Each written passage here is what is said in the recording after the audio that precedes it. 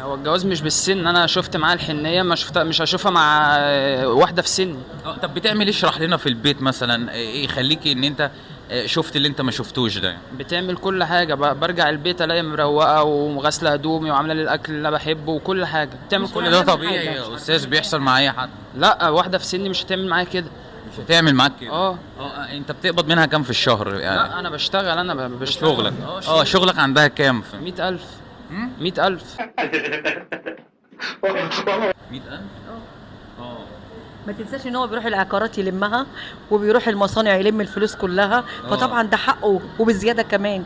بس هو للاسف ما بيرضاش ياخد مني انا من اموالي انا اي حاجه. هو انت فاكره نفسك حلوه؟ ده انت حتى وحشه. من فلوس ابو عبير.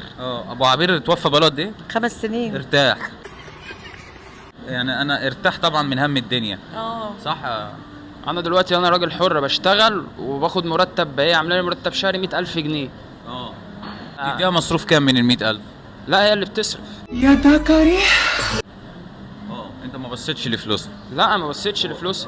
انا بقى في الوقت ده هلاقي راجل زي سمسم؟ لا طبعا، سيد الرجال. هلاقي اي راجل هيخش يطمع فيا، فلا طبعا سمسم ما بياخدش غير حقه. صح. اشرح لي كده، بتقدر تعمل ايه غير البنات العاديه ممكن تعمله في البيت؟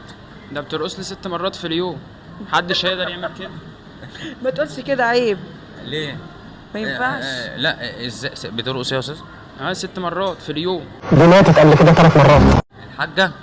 حاجة ايه؟ لا بقول لك ايه، ما بلاش الخصوصيات بتاع البيت لو سمحت. انا اسف والله عشان نعلم الستات طيب أنا بقول لك، الجيل الجديد. ما الجيل الجديد المفروض تخش اديهم البيت نصيحة. جوزك يلاقي الجو الهادي، يلاقي هدومه مكويه، يلاقي اكله وشربه، الراجل بعيد عن النكد، يعني عايز يخش البيت. يتعلموا من ام عبير.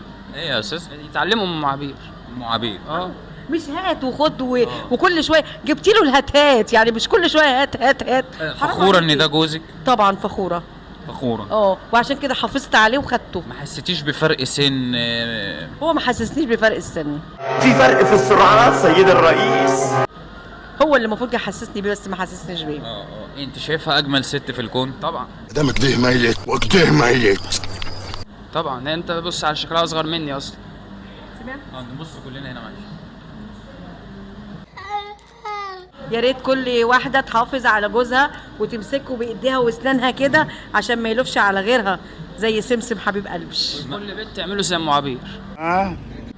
ثانيه واحده اقول لهم حاجه. مفيش امل خالص. القرد في عين امه غزال. والله يا جماعه انا دي اغرب حلقه انا صورتها في حياتي. ربنا يا رب يخليكم لبعض. مفيش مره يا سمسم حسيت ان مراتك